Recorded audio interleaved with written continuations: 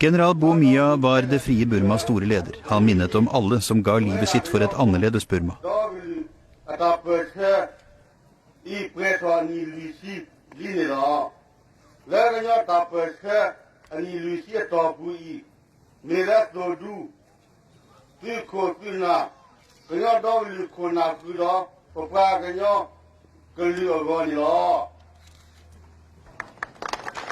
General Sa Po slåss allerede under den annen verdenskrig mot den engelske 14. armé. Fienden den gangen var Japan.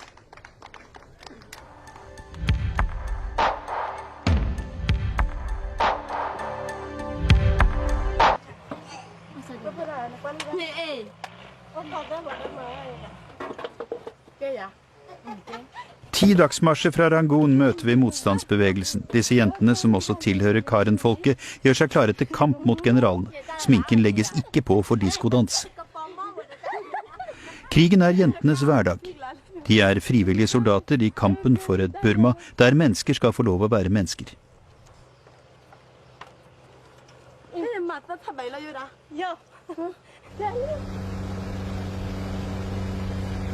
Salween-elven året 1988.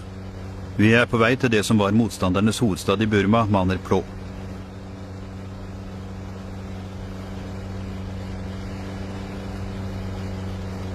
Her var møteplassen for alle etniske folkeslag i Burma. Karen-kvinnene har gjennom århundrene hatt en ledende stilling i samfunnet. Her i bushen er det total likestilling.